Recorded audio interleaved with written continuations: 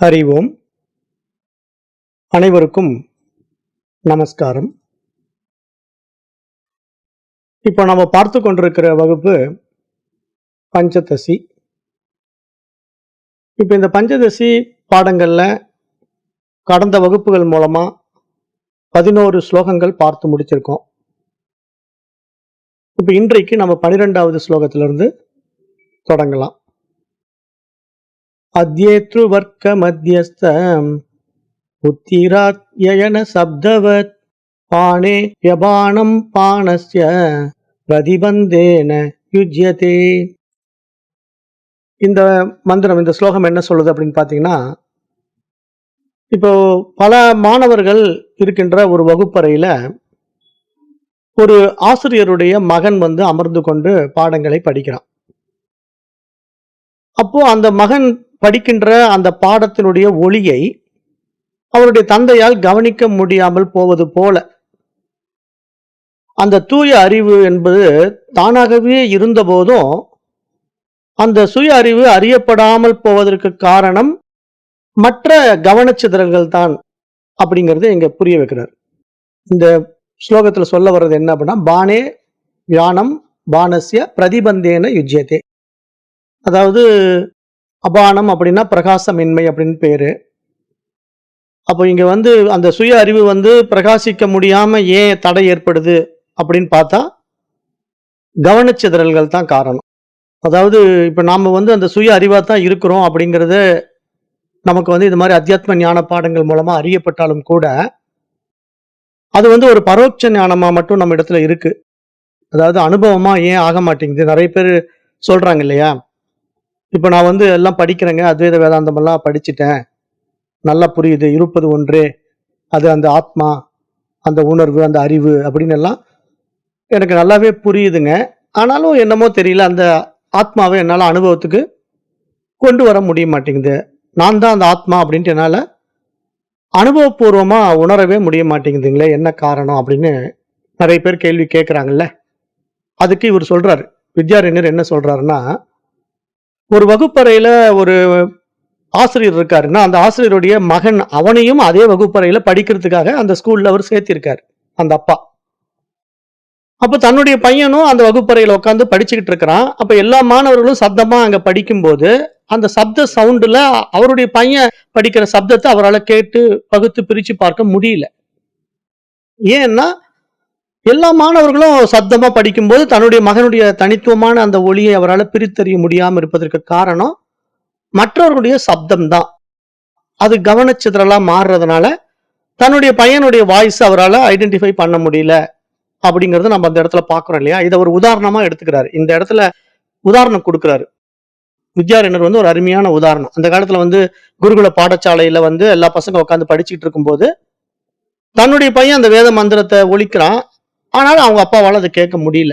ஏன்னா எல்லா குழந்தைகளும் சேர்ந்து வேத மந்திரங்களை ஒழிச்சுக்கிட்டு இருக்கும்போது தன்னுடைய பையன் எந்த மாதிரி ஒலிக்கிறான், எந்த மாதிரி சப்தத்தை வெளிப்படுத்துறான் அப்படிங்கறது அவங்க அப்பாவால பார்க்க முடியாம போறதுக்கு என்ன காரணம்? மற்றவர்கள் எல்லாரும் போட்டுக்கொண்டிருந்த சப்தங்கள். அது மாதிரி புரிய வைக்கிறார். அது மாதிரி எப்படி புரிய வைக்கிறாருன்னா, இங்க எத்தனையோ விசய சுகங்களால நம்ம ஈர்க்கப்படுறோம். நான் தான் அந்த அறிவு, நான் தான் அந்த ஆத்மா அப்படின்னு நம்மளால அறிய முடியாம போறதுக்கு என்ன காரணம் அப்படின்னா, ஆத்மாவை அறிவதற்கான விஷயத்தை விட்டு மற்ற விசய சுகங்கள்ல நாட்டம் போயிடுது. அடிக்கடி அந்த மாதிரி வெளியே போயிடுது மைண்ட். அதாவது நான் இருக்கிறேன் அப்படிங்கிற தன்னுணர்வை நாம கவனிக்காம வெளிப்புற விஷயங்கள்ல அதிகமா நாட்டம் வச்சுக்கிட்டு அதை பண்றேன் இதை பண்றேன் அப்படின்ட்டு நிறைய விவகாரங்களை இழுத்து போட்டுக்கிட்டு நம்ம வெளியே போறதுதான் அறியாமை அப்படிங்கிறத இங்க சொல்றாரு. ஏன்னா அது அபானம் அப்படின்னா அறியாமை, பிரகாசமின்மை, அறிவு தெரியாமை அப்படின்னு சொல்றாரு. பானே அபி அப்படின்னா இந்த இது இருக்கு, அறிவு இருக்குது, அந்த பிரகாசம் இருந்த போதும் ஆனாலும் நம்மால் அந்த பிரகாசத்தை அறிந்து கொள்ள முடியவில்லை. அப்ப என்ன காரணம்? கவனச்சிதறல் காரணம். இப்ப நேற்று ஸ்லோகத்துல என்ன சொன்னார்னா, அந்த ஆத்மாங்கிற அன்பு ஒருபோதும் மறைவது கிடையாது. ஆனால் அறியாமையில் அது மறைந்தது போல தோன்றுது இல்லையா. நான் யார், என்னை சார்ந்த இந்த உலகம் எப்படி, இறைவன் எப்படிங்கிறதெல்லாம் தெரியாம இருக்கிறதுனால உண்மையான அன்பு என்னங்கிறது நமக்கு தெரியல. ஒரு போலித்தனமான வாழ்க்கையை வாழ்ந்துகிட்டு உண்மையா இல்லாம ஏதோ நம்ம அன்பு செலுத்துறோங்கிற மாதிரி நம்மளையே நம்ம ஏமாத்திக்கிட்டு வாழ்கின்ற ஒரு அஜ்ஞானம் இருக்கு இல்லையா. அது என்ன காரணம்? அறியாமை தான் காரணம். ஆனா அறிவு வந்து விட்டா, உண்மையா நான் தான் அந்த அறிவு, ஆத்மா அப்படின்னு நம்முடைய சுயம் நமக்கு புரிந்து விட்டா, நம்ம இந்த பேதமையை நீக்கிக் கொள்வோம். இது உயர்ந்தது, இது தாழ்ந்தது, இது நல்லது, இது கெட்டது அப்படிங்கிற அந்த இருமைகள் எல்லாம் காணாம போயிடும். ஏன்னா நம்முடைய சுயம்ங்கிற ஆத்மாவே வந்து அன்பு தானே. அது மறைவதே கிடையாது. ஆனா அது ஏன் மறையிற மாதிரி மாறுதுன்னா, அறியாமையினால் அது மறைந்தது போல தோன்றுகிறது அப்படின்னு நேற்றைய ஸ்லோகத்துல சொன்னாரு. அதே விஷயத்தை இங்க இப்படி கொஞ்சம் மாத்தி சொல்றாரு. நேற்று சொன்ன அதே விஷயத்தை இங்க சொல்றது, தன்னுடைய பையன் ஒரு பள்ளிக்கூடத்துல படிக்கும்போது அதே வகுப்பறையில் அவன் இருந்தாலும், அந்த அப்பாவால அவனுடைய ஒலியை கேட்க முடியல. ஏன்னா மற்ற குழந்தைகள் எல்லாம் அந்த பையனோட சேர்ந்து அந்த வேத மந்திரங்களை உச்சரித்துக் கொண்டிருப்பதினால, அந்த ஆசிரியர் அருகிலேயே தன்னுடைய மகன் இருந்தும் கூட அவரால் அந்த ஒலியை கவனிக்க முடியவில்லை. ஏன் என்று பார்த்தால், கவனச்சிதறல். ஏன் கவனச்சிதறல்? அவருக்கு வந்து காதுகள் இருக்குது, சப்தமும் இருக்குது. ஆனாலும் அந்த காது இருந்தும் பலன் இல்ல. அந்த பையனுடைய வாய்ஸ் வெளிப்பட்டும் பலன் இல்ல. என்ன காரணம்னா, அருகே பல்வேறு ஒலிகள் ஏற்றுக்கொள்ளப்படுகின்றன. பல பல சப்தங்கள் வெளியே கேட்டுக்கிட்டு இருக்கு. அப்ப அதனால சப்தங்கள் பலரும் பலவிதமாக வேத மந்திரங்களை உச்சரிப்பதனால, அந்த கவனச்சிதறல் காரணமாக தன்னுடைய மகன் அருகிலேயே படித்துக் கொண்டிருந்தாலும் அவரால் அந்த ஒலியை அனுபவமாக அறிய முடியவில்லை அப்படிங்கறது இங்க புரிய வைக்கிறார். அப்ப எதுக்காக நம்ம இந்த இடத்துல இந்த எக்ஸாம்பிள் எடுத்துக்கிறோம் அப்படின்னா, இப்ப அந்த பையன் படிக்கிறதோ அந்த பையன்கிட்ட இருந்து வர சப்தமோ இங்க முக்கியம் இல்ல. அதை எக்ஸாம்பிளா சொல்லி, அது மாதிரி நீயே அந்த தூய அறிவு, ஆத்மா, சைத்தன்யமா இருந்துகிட்டு எல்லாவற்றையும் பிரகாசப்படுத்துகின்ற அந்த எல்லையில்லாத நீ ஒரு பேரறிவாக விளங்கி கொண்டிருந்தாலும், உன்னிடத்துல இருக்கின்ற பிரதிபந்தம், தடை என்ன அப்படின்னா, விஷய சுகங்களின் மீது இருக்கின்ற ஆசை, மோகம், அகங்காரம் அப்படிங்கிறார். ஏன்னா இப்ப நம்ம அப்படித்தானே இருக்கிறோம். நம்ம என்ன பண்றோம்னா, நாம அந்த தூய அறிவு, ஆத்மா அப்படிங்கிறத வந்து சும்மா படிப்பளவுல புத்தக அறிவுல படிச்சு வச்சுக்கிறோம். ஆனாலும் நாம ஆத்மாங்கிற அனுபவத்துக்கு வரமாட்டேங்கிறோம். ஏன்னா நம்ம மைண்ட் பூரா வெளிய விஷயங்கள்லயே சிக்கிக்கிட்டு இருக்கு. இதை பண்ணலாமா, அதை பண்ணலாமா, இந்த கோயிலுக்கு போலாமா, அந்த பூஜாரியை பார்க்கலாமா, இந்த வேலையை செஞ்சா நல்லா இருக்குமா அப்படின்ட்டு மைண்ட் என்ன பண்ணுது, வெளியே தான் இருக்கு. அப்ப இந்த மாதிரி வெளி விஷயங்கள்ல நம்ம போய் நம்முடைய சுயத்தை நம்ம உணர முடியாம இருப்பதற்கான பிரதிபந்தம், தடை என்ன அப்படின்னா, அஞ்ஞானம் தான் தடை. விஷய சுகங்களின் மீது இருக்கின்ற ஆசைகள் தான் தடை. இதை அறிய முடியாத அகங்காரம் தான் தடை அப்படின்னு இந்த இடத்துல, இந்த மந்திரத்துல புரிய வைக்கிறாரு. அப்ப இங்க அறியாமை என்பது உண்மையிலே வந்து அறிவின் இல்லாமை கிடையாது. அறிவின் மீது வந்த தடைதான் அங்க அறியாமை என்பதாக பார்க்கப்படுகிறது. இப்ப நிறைய பேரு கேட்கலாம், ஏங்க அறிவும் அறியாமையும் ஒரே இடத்துல இருக்குன்னு சொல்றீங்களே, அது எப்படிங்க சாத்தியம்? அறிவு இருக்கிற இடத்துல அறியாமை இருக்க முடியுங்களா அப்படின்னு நிறைய பேர் கேள்வி கேட்பாங்க. அதுக்கு என்ன புரிஞ்சுக்கணும்? அறியாமை என்பது அறிவு அந்த இடத்துல இல்லாம போவது கிடையாது.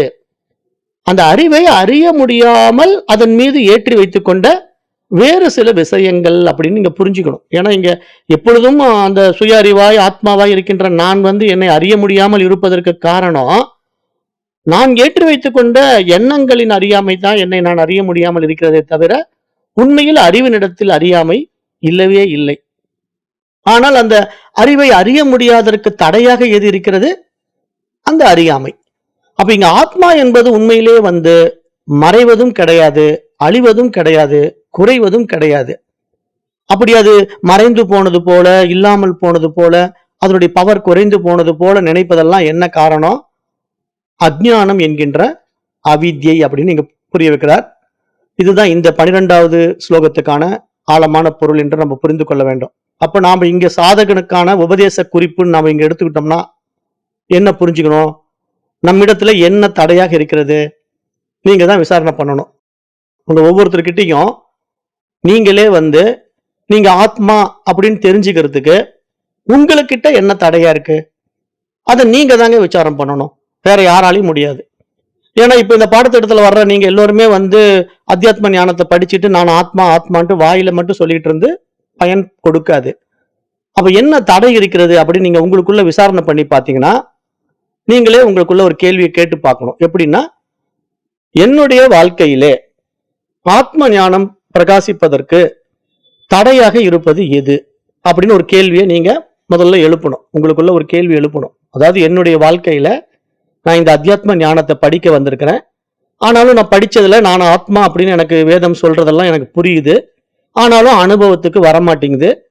அந்த ஆத்ம ஞானம் என்னிடத்துல பிரகாசிப்பதற்கு தடையாக இருப்பது எது அப்படின்னு நீங்க உங்களையே நீங்க கேள்வி கேட்டு பார்த்தீங்கன்னா, உங்களுக்கு க்ளூ கொடுக்கலாம். என்ன க்ளூ? ஆசையா? யோசனை பண்ணி பாருங்க. உங்ககிட்ட இருக்கிற ஆசையா? இல்ல பயமா? இல்ல அகந்தையா? இல்ல பாசமா? உங்களுக்குள்ளேயே நீங்க கேட்டுக்குங்க. இதுல எந்த தடை உங்களுக்கு உங்கள ஆத்மான்னு அறிய முடியாம தடுக்குதுன்னு பாருங்க. அப்போ அந்த தடையை நீக்கினால் தானாகவே நீங்கள் அந்த தூய அறிவு என்பதை அறிய முடியும். அப்பொழுது மட்டும்தான் அந்த அறிவு உங்களிடத்திலிருந்து தானாகவே பிரகாசிக்கும். அப்பதான் நீங்க அகம் பிரம்மாஸ்மின்னு சொல்ல முடியும். அப்ப இதை தெரிந்து கொள்வதற்கான ஏதாவது புதிய அறிவு வெளியிருந்து தேவைப்பட ஒன்றும் வேண்டியதில்லை. ஏன்னா இங்க ஆத்மாங்கிற அந்த ஞானம் புதிதாக உருவாக்கப்பட வேண்டிய ஒன்று கிடையாது. அது எங்கிருந்தோ கொண்டு வர வேண்டிய ஒரு விஷயமும் கிடையாது. இருக்கின்ற அறிவின் தடையை அகற்றுவதற்கான சாதனை தான் நம்ம இந்த அத்தியாத்ம ஞானம் என்பது பார்க்கணும். இப்ப நம்ம படிக்கிற இந்த பாடமெல்லாம் இருக்கு இல்லையா, பஞ்சதசி அப்படிங்கிற இந்த பிரகரண கிரந்தங்கள் எல்லாம் இருக்கு இல்லையா, நிறைய நூல்கள்லாம் இருக்கும். இது மாதிரி அத்வைத வேதாந்தத்தை உபதேசிக்கின்ற ஆழமான நூல்கள் நிறைய இருக்கு. நம்ம அதை தான் ஒவ்வொன்றா பார்த்துட்டு இருக்கிறோம். அப்ப இந்த மாதிரி நூல்கள்ல நம்ம படிக்கிறதுனால நமக்கு என்ன நடக்குங்க? ஏதோ அந்த நூலை படிச்சு ஒரு அறிவு அடைஞ்சிடுவோமா அப்படின்னா அப்படி சொல்ல வரல. நான் தான் அந்த அறிவு என்று என்னை அறிய முடியாமல் இருப்பதற்கான தடையை அகற்றுவதற்கான ஒரு சாதனம் தான் இந்த பஞ்சதசி நூல் அப்படிங்கறத நம்ம பார்க்கணும். அப்ப நம்ம இந்த இடத்துல என்ன புரிஞ்சுக்கணும் அப்படின்னா, நம்முடைய ஒரு சாதகனா, இந்த பாடத்துல நான் ஒரு சாதகனா வந்திருக்கிறேன். நான் சாதிக்க வேண்டும். நான் யார்? இந்த உலகம் எப்படிப்பட்டது? இறைவன் யார்? அப்படிங்கிற இந்த சந்தேகங்களுக்கான விளக்கத்தை நான் தெளிவு பெற வேண்டும் என்று நீங்க விரும்பினால், நீங்க உங்களுடைய விஷய சுகங்கள்ல நீங்க உங்களை அறிவதற்கான விஷயத்தை வெளியே தேடக்கூடாது. வெளியே கிடைக்காது. ஏன்னா தேடும் பொருள் நீங்களாக இருந்து கொண்டு வெளியே தேடி நீங்க எப்படி அடைய முடியும்? அடைய முடியாது. ஆகவே உங்களை நீங்களே அறிய முடியாமல் தடுப்பது எது அப்படின்னு கேட்டா, கவனம் வெளியே போவதுதான் உங்களுக்கு உண்டான தடை. அப்புறம் ஏதோ ஆத்மாவை நான் அனுபவம் ஆக்கணும்னா அது ஏதோ நமக்கு ஒரு அனுபவம் போல் இருக்கு அப்படின்னு நீங்க நினைக்கிறீங்க பாத்தீங்களா? அப்படி ஒரு அனுபவமும் அது கிடையாது. அந்த அனுபவத்தை நான் ஏதோ அடைய போறேன். நிறைய பேர் ஆத்ம அனுபவம்னா எப்படி நினைச்சுக்கிட்டு இருக்காங்க அப்படின்னா, ஏதோ நம்ம நெருப்பை தொட்ட சுட்டுடுதோடனே சூடு பட்டுருச்சிங்கன்னு கையை உதறோம்ல, ஐஸை தொட்ட உடனே சில்லுன்னு இருக்குங்க, ரொம்ப அருமையா இருக்குன்னு சொல்றேன்ல. அது மாதிரி இங்க தொடு உணர்வின் அடிப்படையில, புலன்களுடைய அடிப்படையில, சுவை உணர்வின் அடிப்படையில, இப்ப நான் ஒரு இனிப்பை சாப்பிட்ட உடனே ஆஹா சுவையா இருக்குங்கிறேன், ஒரு காரத்தை சாப்பிட்ட உடனே காரமா இருக்குங்கிறேன், ஒரு புளிப்பை சாப்பிட்ட உடனே ஒரு புளிப்பா இருக்குங்கிறேன். அப்ப இந்த மாதிரி புலன் அடிப்படையில எனக்கு அனுபவங்கள் மாறி மாறி வருவது போல ஆத்மாவோ ஏதோ இந்த புலனுக்கு கட்டுப்பட்டு எனக்கு அனுபவம் ஆகுமோ அப்படின்னு நிறைய பேர் நினைச்சுக்கிட்டு இருக்கீங்க பாத்தீங்களா? அப்படியெல்லாம் ஆத்மா அனுபவம் உண்டாகாது. ஏன்னா இப்ப சர்க்கரைக்கு சர்க்கரையுடைய இனிப்பை காட்டி கொடுங்கன்னா காட்டி கொடுக்க முடியுமா? அதை சுவைக்கின்ற வேறு ஒருத்தன் தான் அது இனிப்பா இருக்குன்னு சொல்லுவான். ஆனா சர்க்கரை நானே இனிப்பா இருக்கிறேன்னு என்னைக்குமே சொல்லாது. அது மாதிரி இங்க ஆத்மா தன்னை ஆத்மா என்று என்னைக்குமே சொல்லாது. அதை சொல்வதற்கு இன்னொருத்தன் கிடையாது. அப்ப அந்த அனுபவம்ங்கிறது அங்க நடக்கவே நடக்காது. ஏன்னா அது தன்னுடைய சுயம். எப்பொழுதும் நான் இருந்து கொண்டே இருக்கிறேன். அதை அனுபவமா வெளிப்படுத்தி பார்ப்பதற்கு இன்னொரு பொருள் இல்லவே இல்லையே. இருந்தால்தான் அதை அனுபவப்பட்டு பார்க்கறதுக்கு. வெளியிருந்து இரண்டாவதாக ஒரு பொருள் இருந்தால்தான் அது எனக்கு அனுபவத்துக்கு வரும். ஆனா அதுவே நானாக இருந்து கொண்டு நான் அதை அனுபவிக்க வேண்டும் என்று நினைப்பது எவ்வளவு ஒரு பெரிய அஜ்ஞானமோ, அப்படிதான் நிறைய பேர் ஆத்மாவை அனுபவமாக்க போறேன், நான் ஆத்மாவை அடைய போறேன் அப்படி இப்படின்னு சொல்லிக்கிட்டு தெரியறதெல்லாம் அஜ்ஞானம் என்று இங்க புரிந்து கொள்ள வேண்டும் என்பதாக நாம் இந்த இடத்துல பார்க்கிறோம். இது சாதகனுக்கான அறிவுரைகள், உபதேசம் என்பதாக நீங்க புரிந்து கொள்ள வேண்டும். அப்போ உங்க உள்ளே இருக்கின்ற மாறாத அறிவை அறிய முடியாமல் உங்களை தடுக்கின்ற தடைகள் என்ன, அதை மட்டும் நீங்க கவனிச்சா போதும். நீங்க அந்த சுயமா வெளிப்பட்டு பிரகாசித்துக் கொண்டிருக்க முடியும். அப்ப நீங்க என்ன இதுக்கான சூட்சமம், இதுக்கான அறிவுரை என்ன அப்படின்னு கேட்டீங்கன்னா, இப்ப நீங்க இதை ஒரு தியானமாவே பண்ணணும். அதாவது எப்படி இதை தியானிக்கலாம் அப்படின்னா, அந்த அறிவாகத்தான் நான் இருக்கிறேன், ஆனால் அதை மறைத்துக் கொண்டிருக்கின்ற அஜ்ஞானம் தான் எனக்கு தடையாக இருக்கிறது. அந்த அஜ்ஞானம் என்பது வெளியே இருக்கின்ற விஷய சுகங்கள் தான் என்னுடைய கவனத்தை சிதறடிக்கின்றது. அப்படின்னு நீங்க உங்களுக்குள்ள ஒரு தியானமா இதை விசாரணை பண்ணி பார்த்தீங்கன்னா, அந்த கவன சிதறலை நீங்கள் எப்பொழுது விட்டு விடுகின்றீர்களோ அப்பொழுதே நீங்க அந்த தூய அறிவு ஆத்மா என்பது உங்களுக்கு அனுபவமாகும். இதுதான் இங்க சாதனை என்று நாம் இந்த இடத்துல கற்றுக் கொடுக்கிறோம். நிதித்தியாசனம்ங்கிற நிலையில நீங்க செய்ய வேண்டியது என்னன்னா இதுதான் அப்படின்னு இந்த 12வது ஸ்லோகத்தின் மூலமா புரிந்து கொள்ளுங்க. அடுத்தது 13வது ஸ்லோகம். பிரதிபந்தோஸ்தி பாதீதி விவகாரார்ஹ வஸ்துனி தம் நிரஸ்ய அவிருத்தஸ்ய தஸ்யோத்பாதனமுஷ்யதே. இந்த இடத்துல சொல்றாரு. இங்கேயும் அதேதான் ஆழமா புரிய வைக்கிறாரு. என்ன சொல்றாருன்னா, இப்ப நடைமுறை அனுபவத்துக்கு ஒரு பொருள் இருக்குன்னு வச்சுக்கோங்களேன். அந்த பொருளை நீங்க பார்க்க முடியாம தடுப்பதற்கு எது தடையாக வருது அப்படிங்கறத நீங்க கண்டுபிடிக்க தெரிஞ்சுக்கிட்டீங்க அப்படின்னா, அந்த பொருள் இருந்து கொண்டுதான் இருக்கு. ஆனா அது இருப்பதையும் தெரிஞ்சுக்க முடியாம, அறிந்து கொள்ள முடியாம தடையை உண்டு பண்ணுவது எது அப்படிங்கிறது உங்களுக்கு தெரிஞ்சிட்டா, அந்த இருப்பு அந்த பொருள் உங்களுக்கு பிரச்சனையே இல்லை, ஈஸியா கண்டுபிடிச்சிட முடியும். ஆனா அந்த தடையே உங்களுக்கு தெரியாத போதுதான் உங்களுக்கு அந்த பொருள் இருக்கிறது தெரியாம போயிடுது அப்படிங்கிறாரு. அப்ப நீங்க இங்க தடையை நீக்குவது அந்த எதிர்ப்பில்லாத அந்த பொருளின் வெளிப்பாடு ஏற்படுகிறது அப்படின்னு நீங்க சொல்றாரு. இந்த இடத்துல சொல்ல வர்ற பாயிண்ட் எப்படி நீங்க புரிஞ்சுக்கலாம் அப்படின்னு நான் உங்களுக்கு புரிய வைக்கணும்னா, கொஞ்சம் காம்ப்ளிகேட்டடான ஒரு வேர்ட் எல்லாம் இருக்குங்க. அதாவது இப்போ நடைமுறை அனுபவத்துக்கு ஒரு பொருள் உங்களுக்கு இருக்கு அப்படின்னா நம்ம எதை எடுத்துக்கலாம்னா சூரியன் எடுத்துக்கலாம், ஈஸியா புரிஞ்சுக்குவீங்க. இப்ப சூரியன் உங்களுடைய நடைமுறை அனுபவத்துல இருக்கக்கூடிய ஒரு பொருள் தானே. தினசரி நீங்க சூரியனை பாக்குறீங்க. ஆனா இன்னைக்கு காலையில் நீங்க எழுந்து பார்த்த உடனே சூரியன் தெரியல, எல்லாம் மேக கூட்டம் மறைச்சிக்கிச்சு. அப்ப மேக கூட்டம் மறைச்சிக்கிச்சுங்கிறதுனால சூரியனே இல்லைன்னு நீங்க முடிவு பண்ணிட முடியுமா? சூரியனே வரவில்லை என்று சொல்ல முடியுமான்னா அப்படி சொல்ல முடியாது. சூரியன் இருந்து கொண்டுதான் இருக்கிறது. ஆனால் சூரியனை மறைப்பது மேக கூட்டங்கள். அப்ப அந்த மேகம் வந்து விட்டதுனால சூரியன் மறைந்து கொண்டிருக்கிறதுங்கிறது உங்களுக்கு எப்படி புரியுதோ, சாதாரணமா நடைமுறையில உங்களால இதை புரிஞ்சுக்க முடியுது. அப்போ உங்களால சூரியன் இருப்பதை மறுக்க முடியாது தானே. சூரியன் இருக்குதுங்க, அதுல எந்த சந்தேகமும் கிடையாதுங்க, எனக்கு நல்லா தெரியும்.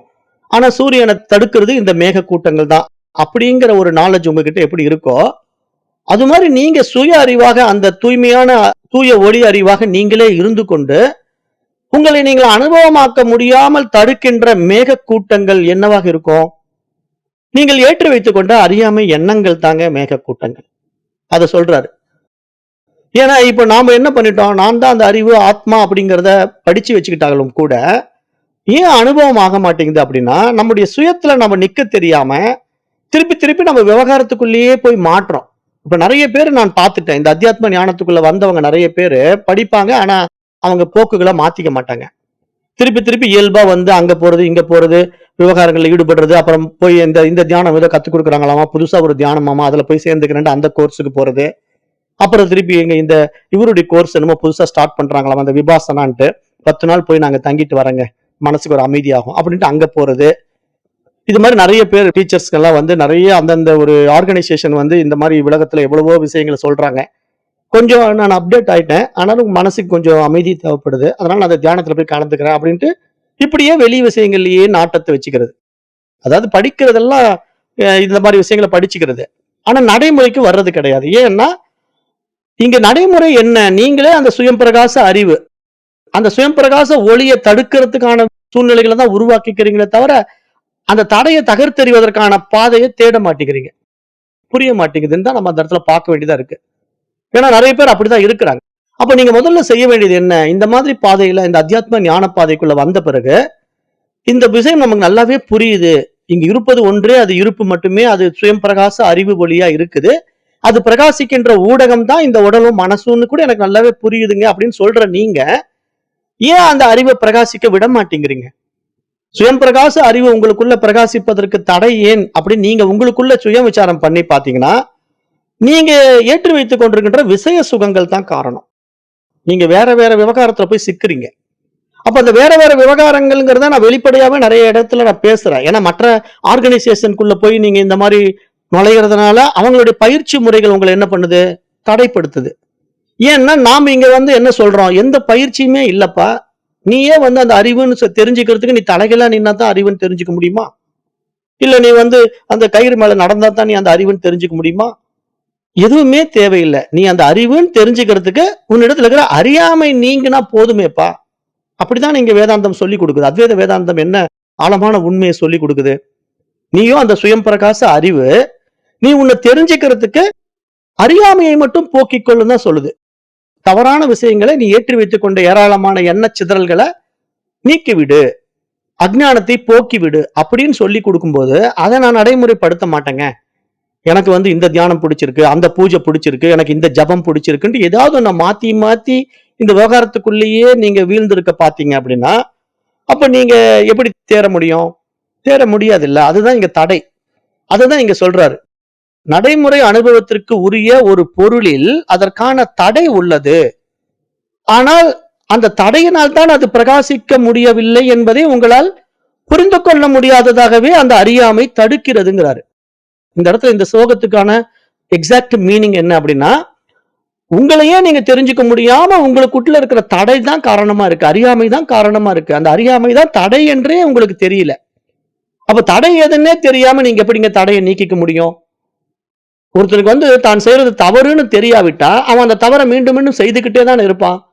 அப்ப அது தவறு என்பதை சுட்டி காட்டுவதற்கு வேறொருத்தர் வரணும் இல்ல, சொன்னா தானே அது தவறுங்கிறது அவனுக்கு புரியும். இப்ப சின்ன வயசுல இருந்தே இப்ப ஒருத்தன் புரியுற மாதிரி சொல்லலாம். சின்ன வயசுல இருந்தே அப்பா மது குடிச்சுக்கிட்டு இருக்காரு, தம் அடிச்சுக்கிட்டு இருக்காரு அப்படிங்கிறத பையன் பார்த்துக்கிட்டே இருக்கிறான். சின்ன பையன் பிறந்த குழந்தை பார்த்துக்கிட்டே இருக்கு. அப்பா தண்ணி அடிக்கிறாரு, தம் அடிக்கிறாரு. அப்ப இது டீ குடிக்கிற மாதிரி ஒரு பழக்கம் போல் இருக்கு. அப்ப நம்ம இதை நடைமுறைப்படுத்திக்கலாம் போல் இருக்கு அப்படின்னு அந்த பையன் நினைக்கிறான்.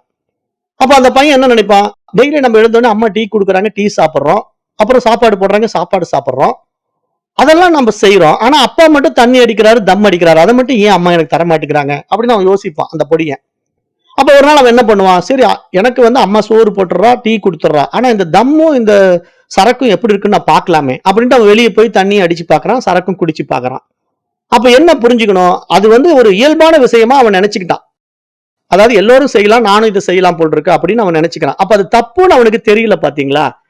அப்ப அது தவறு என்பதை நம்ம சுட்டி காட்டும் போதுதான் அதை நம்ம செய்யாம தடுத்து கொள்ள முடியும். அப்ப அதை சுட்டி காட்டுபவர் யாரா இருக்கணும்? அந்த தவறு செய்யாதவரா இருந்தால் தானே சுட்டி காட்ட முடியும். இப்ப ஒருத்தர் சுட்டி காட்டுவர் யாரு? தண்ணி அடிக்காதவரும் தம் அடிக்காதவரும் தான் போய் ஒருத்தங்கிட்ட போய், தம்பி நீ தண்ணி அடிக்க கூடாதுப்பா, தம் அடிக்க கூடாதுப்பா அப்படின்னு சொன்னார்னா அதுக்கு ஒரு மதிப்பு இருக்கு. ஆனா நானே தண்ணி அடிச்சுக்கிட்டு நானே தம் அடிச்சுக்கிட்டு போய், தம்பி நீ தம் அடிக்க கூடாதுப்பா, தண்ணி அடிக்க கூடாதுப்பான்னு சொன்னா அந்த பையன் திருப்பி கேட்டா என்ன ஆகுறது? அந்த பையன் திருப்பி கேட்பான், ஏயா நீ முன்ன தம் அடிக்கிறதையும் தண்ணி அடிக்கிறது நிறுத்து, அப்புறம் நான் தண்ணி அடிக்கிறதோ தம் அடிக்கிறத நான் நிறுத்திக்கிறேன் அப்படின்னு அவன் திருப்பி கேட்டான்னா இவர் எந்த முகத்தை வச்சுக்கிட்டு அந்த பையன்கிட்ட பேச முடியும்? அப்ப இங்க என்ன புரிஞ்சுக்கணும், நாம அதுல தெளிவா இருந்துகிட்டு தான் மற்றவங்களுக்கு இதை பத்தி சொல்லணும். ஆனா உண்மையில நிறைய பேர் என்ன பண்றாங்கன்னா, தன்னை மாத்திக்க தயாரா இல்ல, ஆனா தான் படித்த பாடங்களை மற்றவங்களுக்கு உடனே சொல்லி கொடுக்கறதுக்கு தயாராயிடுறாங்க.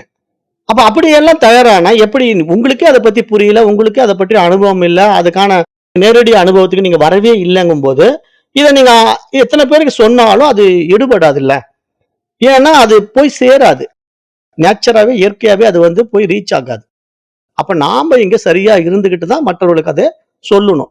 அப்ப அது மாதிரி இங்க இந்த அத்தியாத்ம ஞானம் என்பது எப்படின்னா, நான் அந்த தூய அறிவு, ஆத்மா, பிரம்மம் அப்படிங்கிற தன்னுடைய சுய அறிவு பிரகாசத்தை நான் உணராமல் இருப்பதற்கு எனக்கு எது தடையாக இருக்கிறது அப்படின்னு பார்த்தா, நான் ஏற்றி வைத்துக் கொண்ட புற விஷயங்கள் தான் தடையாக இருக்கிறது. அப்ப அந்த தடையை நீக்கிவிட்டால் போதும், நான் எப்பொழுதும் பிரகாசித்துக் கொண்டிருக்கின்ற தூய அறிவு, ஆத்மா அப்படிங்கிறது இந்த செயல்ல அழகா புரிய வைக்கிறாருங்க. அப்ப நீங்க இப்படிதான் புரிஞ்சுக்கணும். ஏன்னா இதுக்குதான் உதாரணமெல்லாம் நான் என்ன சொல்றேன், சூரியனை மறைப்பது மேகம் என்பது போல உங்களுடைய சுய அறிவை மறைப்பது உங்களுடைய அறியாமை என்று இங்க நான் சொல்லித்தரேன். அப்ப அதை நீங்க இங்க புரிஞ்சுக்கணும். அப்ப உங்களிடத்துல அறிவு இருக்குது, ஆனால் அது தடையாக ஏன் தெரியவில்லை? அந்த அறிவு இருப்பது தடைப்பட்டிருக்குங்கிறது உங்களுக்கு ஏன் தெரியவில்லை? நீங்க ஏற்கனவே ஏற்றி வைத்துக் கொண்டிருக்கிற அஜ்ஞானம் தான் உங்களுக்கு அதை தெரியாம மறைக்குது. அப்ப நீங்க முதல்ல உங்ககிட்ட இருக்கிற தவறுகளை திருத்திக்க பார்க்கணும். நான் திருப்பி திருப்பி இந்த தப்பு செய்யறேன், அத்தியாத்ம ஞானத்தை நான் படிச்சாலும், நான் தூய அறிவுதான் தெரிஞ்சுக்கிட்டாலும், திருப்பி நான் ஏதோ ஒரு பயிற்சியை பண்ணி அதை அடைய பார்க்கிறேன். இது எப்படி ஒரு அஜ்ஞானம்? பயிற்சி செய்பவன் யார்? இந்த உடலும் மனசும் தானே. ஆனா ஆத்மாவுக்கு அந்த மாதிரி பயிற்சி ஏதாவது இருக்கா? முயற்சி ஏதாவது இருக்கா? அது எதையுமே அடையறது இல்ல, அது மட்டும்தான் இருக்குது. ஆனா இங்க அடையணும்னு ஆசைப்படுறது மனசு, ஏதோ ஒரு பயிற்சி செய்யணும்னு நினைக்கிறது இந்த உடம்பு.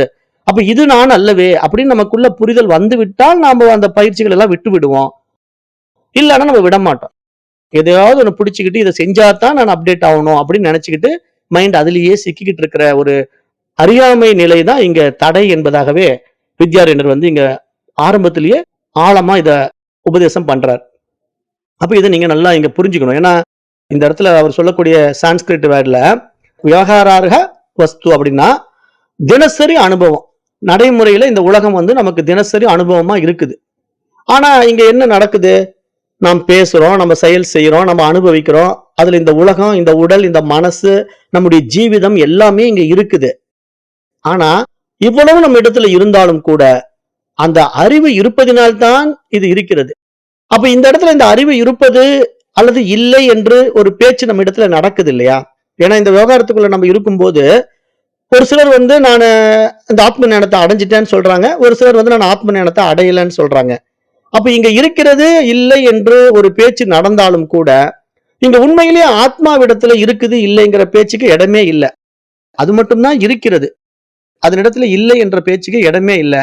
ஆனா இல்லை என்று சொல்வதற்கு காரணம் அது மறைக்கப்படுவதுதான் காரணம் அப்படிங்கறது இங்க சொல்றாரு. ஞான உத்பாதனம், அதாவது ஞானம் வந்து உருவாக்கப்படுவதில்லை, அது புதிதாக உண்டாகவும் இல்லை, அது முன்பு போல் இல்லாததும் இல்லை, அது எப்பொழுதும் இருந்து கொண்டே இருக்கிறது. அதன் மேல் இருக்கின்ற தடை மட்டும்தான் நீக்கப்பட வேண்டும். அப்படி தடைகள் நீக்கிவிட்டால் அது எப்பொழுதும் போல இருக்கின்ற அது அந்த வஸ்து பிரகாசிக்க தெரிகிறது அப்படின்னு சொல்லிட்டாரு. அப்ப நம்ம இதுக்குதான் சூரிய உதாரணம் கொடுக்கிறோம். சூரியன் வந்து எப்பொழுதும் இருந்து கொண்டே இருக்கிறது, அது பிரகாசித்துக் கொண்டே இருக்கிறது, அதனுடைய சுயம் பிரகாச ஒளி வெளிப்பட்டு கொண்டே இருக்கிறது. ஆனால் அந்த ஒளி வெளிவராமல் தடுப்பது எது? தற்காலிகமாக உருவாகின்ற மேக கூட்டங்கள். அதுபோல இங்கு நான் எப்பொழுதும் அந்த தூய அறிவாக சுயம் பிரகாச அறிவு ஒளியாக பிரகாசித்துக் கொண்டுதான் இருக்கின்றேன். ஆனால் என்னுடைய அறிவு ஒளி பிரகாசத்திற்கு தடையாக இருப்பது நான் உண்டாக்கி கொண்ட பயிற்சிகளும் சாதனைகளும் புற விஷயங்களின் நாட்டம்தான் காரணம் என்பதை இங்கு புரிந்து கொள்ள வேண்டும். இதுதான் நம்முடைய அஜ்ஞானம் அப்படிங்கறத இங்க ஆழமா புரிய வச்சுட்டாரு. அப்ப இங்க ஞானம் என்பது ஒரு உற்பத்தி ஆகக்கூடிய ஒரு விஷயம் கிடையாது. அது எப்பொழுதும் இருக்கின்ற இருப்பு. ஆனால் நாம் அதை புரிஞ்சிக்காம அந்த இருப்பின் மீது மற்ற விசேஷ சுகங்களை ஏற்றி வைத்துக் கொண்டு அதை ஏதோ அடையப் போகிறேன் என்பது போல வெளியே தேடிக்கொண்டிருப்பது மிகப்பெரிய ஒரு அஜ்ஞானம். இதுதான் நம்முடைய முக்திக்கான தடை என்பது இந்த இடத்துல புரிய வைக்கிறார். அப்ப இங்க வந்து இந்த செயல்ல நாம புரிஞ்சிக்க வேண்டிய சாதகனுக்கான குறிப்பு என்ன அப்படின்னா, இப்ப நான் ஒவ்வொரு செயலுக்குமே அந்த குறிப்பு கொடுத்துட்டே இருப்பேன். நீங்க அதெல்லாம் நடைமுறைக்கு கொண்டு வந்துடணும். அதனாலதான் நோட்ஸும் கொடுக்குறேன். நான் உங்களுக்கு நோட்ஸும் கொடுத்துட்டு இருக்கேன். அப்ப என்னன்னா, இப்ப சாதகனுக்கான உபதேச குறிப்புகள்ல உங்களுக்கு என்ன தடை தெரியுமா? நான் இன்னும் ஞானம் பெறவில்லை அப்படிங்கிறது தான் ஒரு எண்ணமே மிகப்பெரிய தடை. ஏன்னா உங்ககிட்ட வந்து ஏதோ ஞானம் வந்து ஏதோ வெளியிருந்து பெற வேண்டும் என்று நீங்க நினைக்கிறீங்க பாத்தீங்களா? அதான் மிகப்பெரிய தடை உங்களுக்கு. ஏன்னா நீங்களே அந்த ஞான வடிவானவர் தான். ஆத்மான்னா அது ஞான வடிவானது தான். ஆனா அப்படிப்பட்ட ஒரு மகா ஞானியா ஞானமே வடிவாக இருக்கிற நீங்க வந்து எனக்கு இன்னும் ஞானமே கிடைக்கலீங்க, அந்த ஞானத்தை நான் எங்கெங்க போய் வாங்குறது, கிலோ எவ்வளவு ரேட்டுங்க, அது இந்த சாமியார் கிட்ட போனா கிடைக்குமா, இல்ல அந்த சாமியார் கிட்ட போனா வாங்கலாமா, இல்ல இந்த புத்தகம் படிச்சா கிடைச்சிருமா, அந்த புத்தகம் படிச்சா கிடைச்சிருமா அப்படின்னு நீங்க வெளியே தேடுற அந்த அஜ்ஞானம் இருக்கு பாருங்க, அது ஒரு மிகப்பெரிய தவறு. அப்ப நீங்க உண்மையில இங்க என்ன புரிஞ்சுக்கணும்? ஞானம் இல்லை, ஞானம் மறைந்துள்ளது அப்படிங்கிற அந்த அஜ்ஞானத்தை நீக்கிக் கொள்ள வேண்டும். நீ தேடுவது உன்னிடம் இல்லாதது அல்ல, அது நீயாகவே இருக்கின்றாய் அப்படிங்கிற உபதேசம் தான் இங்க தத்துவமசி. இங்க வேதம் கொடுக்கிற மிகப்பெரிய உபதேசமே என்ன அப்படின்னா, தத்துவமசி அப்படிங்கிற மகா வாக்கியம் என்ன சொல்ல வருது? நீ அதுவாகத்தான் இருக்கிறாய்ன்னு சொல்லுது. ஆனா நாம அந்த விஷயத்தை கேட்டாலும் நான் அதுவா தான் இருக்கிறேங்கிறத நம்ப மாட்டேங்கிறோம். ஏன் அப்படின்னா விசேஷ சுகங்கள் தான் காரணம், அஜ்ஞானம் தான் காரணம். அப்போ அந்த அஜ்ஞானத்தின் காரணமா நான் ஏதோ அந்த ஞானத்தை அடைகிறதுக்கான ஒரு முயற்சி வேற செய்யறேன், ஒரு பயிற்சி வேற செய்யறேன் அப்படின்னு நம்ம நினைக்கிறோம் பாருங்க. அது எவ்வளவு பெரிய ஒரு அறியாமை நிலை. அதுக்கு தான் நான் உதாரணம் என்ன சொல்லுவேன், ஒரு நீரிலேயே இருந்து கொண்டிருக்கிற, கடல் நீரிலேயே இருந்து கொண்டிருக்கின்ற ஒரு மீன் வந்து கடலை காட்டி கொடுங்க அப்படின்னா எப்படிங்க காட்டி கொடுக்க முடியும்? அது கடலுக்குள்ளேயே இருந்துகிட்டு கடலை காட்டி கொடுங்க அப்படின்னு கேட்கிற மாதிரி, நீங்க அந்த தூய அறிவாக ஞான வடிவாகவே இருந்து கொண்டு எனக்கு ஞானத்தை கொடுங்க அப்படின்னு நீங்க வெளியே கேட்டா எப்படிங்க கொடுக்க முடியும்?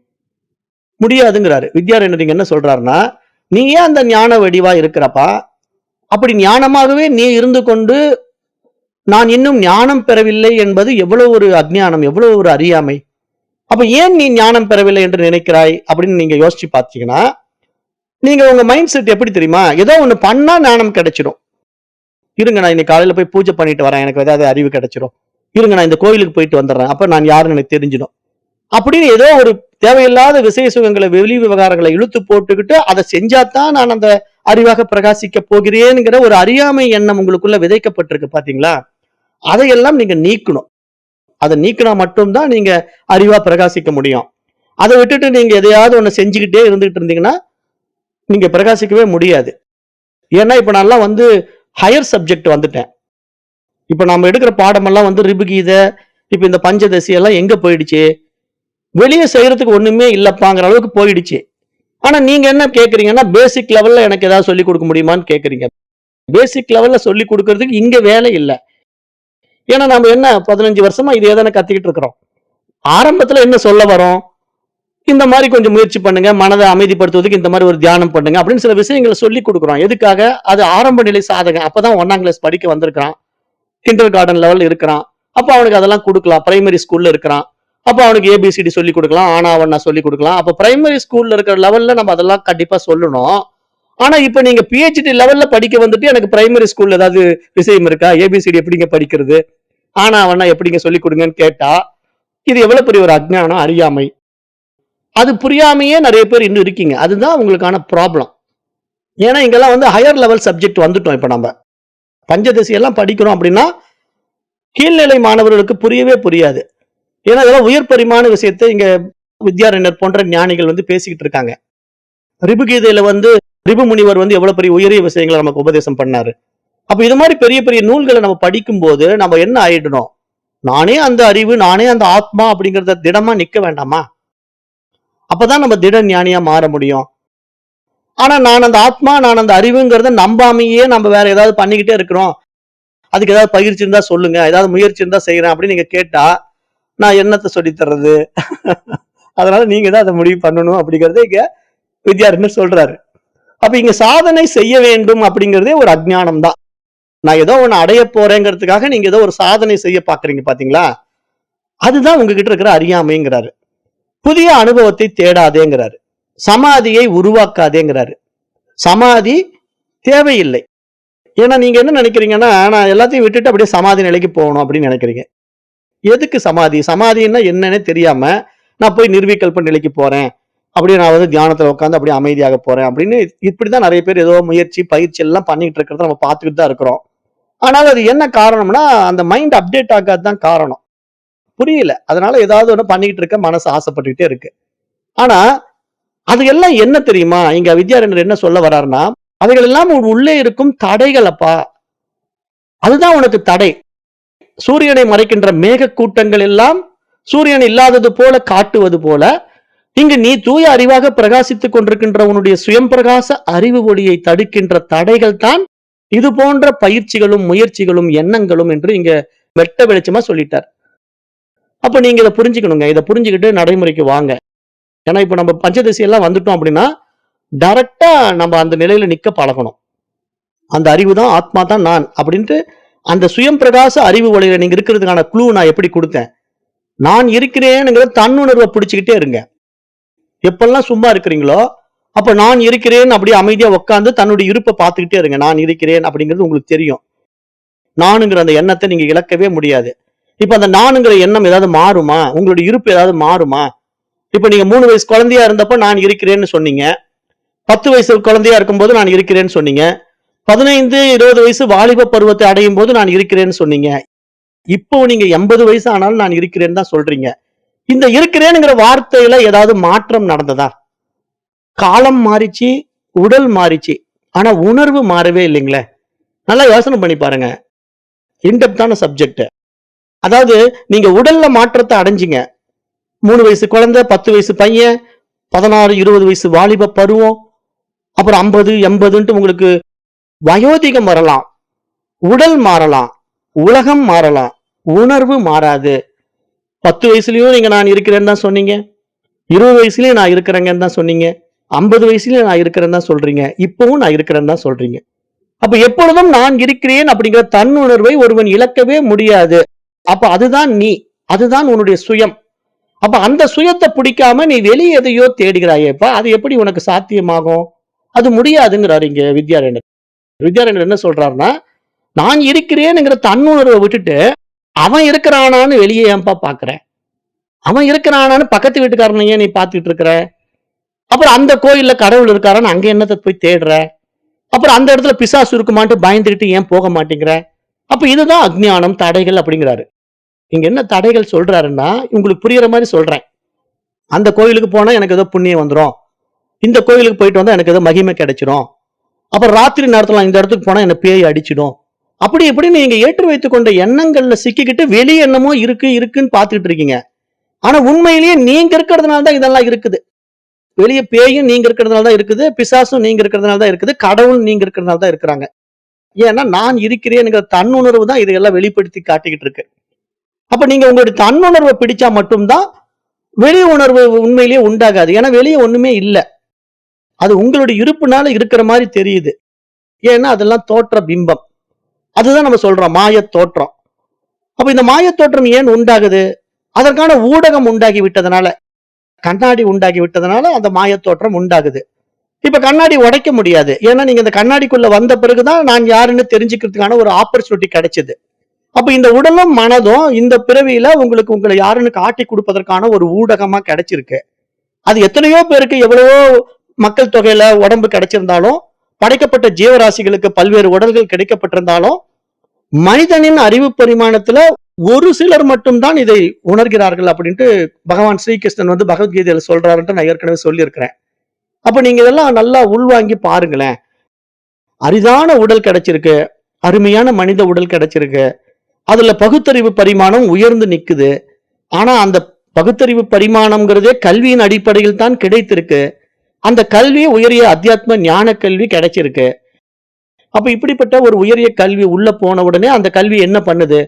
உங்களுடைய அஜ்ஞானத்தை மட்டும்தான் போக்குது. உங்களுக்கு அறிவை கொடுப்பதே கிடையாது. அப்ப நீங்க அந்த தூய அறிவாகத்தான் இருக்கிறீர்கள் என்பதை நீங்க உங்களுக்குள்ள உணர்ந்த மறு வினாடி நீங்க பிரகாசிக்க தொடங்க வேண்டியது தானே. ஆனா நீங்க அதை செய்யாம இன்னும் ஏதாவது பயிற்சி இருக்கா, முயற்சி இருக்கா, ஏதாவது அனுபவம் இருக்கா, சமாதி இருக்கா, இந்த சமாதி பண்ணா நல்லா இருக்குமா, அந்த சமாதி பண்ணா நல்லா இருக்குமா, என்ன செத்த பிறகு குடியில் வைப்பீங்களா, இல்ல எரிச்சிடுவீங்களா, புதைச்சிடுவீங்களா, எவ்வளவு கேள்வி. இந்த ஆன்மீகத்துல எவ்வளவு புரளிகள் உண்டாக்கப்பட்டிருக்கு தெரியுமா? ஒரு மனிதன் வந்து இறந்த பிறகு அவன் உடம்ப எரிச்சா என்ன, புதைச்சா என்ன, அவனை கொண்டு போய் சமாதி வச்சா என்ன, அதுவே ஜடப்பொருளா மாறிடுச்சு. கல்லு மண்ணு கூட கொண்டு போய் இதை தூக்கி போட வேண்டிய ஒரு விஷயம். வெளியிருந்தா நாரும், மண்ணுக்குள்ள போட்டா நாராது, அவ்வளவுதான் விஷயம். அதை வந்து நான் எனக்கு சமாதி வைங்கன்னு சொல்றதுனால என்ன மாற்றம் நடந்துற போகுது? அந்த உடலா அவரு, அந்த உடலா அந்த சித்தரு, இறந்து போனவன் ஜீவ சமாதி அடைஞ்சிட்டான்ட்டு கொண்டு போய் ஒரு மண்ணுக்குள்ள புதைச்சி வச்சுக்கிட்டு அதுக்கு பல ஆண்டுகளா பராமரிச்சுக்கிட்டு அதுல எவ்வளவு பெரிய பிசினஸ் நடந்துகிட்டு இருக்கு இப்பெல்லாம். அப்படிலாம் எதுவுமே கிடையாது. இங்க எதையுமே நீங்க வெளியே தேடி பிடிக்கவே முடியாது. ஏன்னா நீங்க இருக்கிறதுனால தான் அந்த சமாதியே இருக்கு. ஏன்னா அந்த சமாதிங்கிறது உங்களுக்கு ஏற்றி வைக்கப்பட்ட எண்ணம். அந்த தவறான புரிதல்ல நீங்க சமாதி ஆகணும்னு ஆசைப்படுறீங்க. அதெல்லாம் உங்க மைண்ட் பண்ற பிளே. அப்படிலாம் ஒண்ணுமே கிடையாது. இங்க அறிவுக்கு இங்க எதுவுமே கிடையாது. அறிவு வந்து உலகமே படைக்கப்படலைன்னு சொல்லும் போது அந்த உலகத்துல ஒண்ணு படைச்சிருக்கிறவாகவும் அதுல ஒரு சமாதி இருக்கிறதாகவும் அந்த சமாதிக்குள்ள போனா வைப்ரேஷன் ஆகுதுங்கிற மாதிரியும் எவ்வளவு ஒரு அஜ்ஞான விஷயங்களை நாம ஏத்தி வச்சிருக்கோம். அப்ப இதுதான் நமக்கு தடைகள்ங்கிறாரு. இந்த தடைகளை வந்து டைரக்டா பேசுறாரு. நம்ம அதை நல்லா புரிஞ்சுக்கணும். நம்ம ஏதோ இங்க போன சிறப்பு அங்க போன சிறப்புங்கிறதெல்லாம் மைண்டினுடைய பிளேங்கிறத நல்லா புரிஞ்சுக்குங்க. சிறப்பானவரா நீங்களே இருந்து கொண்டு வெளியிருந்து ஏதோ சிறப்பை அடைய போகிறேன் என்று தேடுவது அஜ்ஞானம், அறியாமை. அப்ப இதை நீங்க புரிஞ்சுக்கிட்டா இந்த ஸ்லோகத்துல நீங்க செய்ய வேண்டியது என்ன?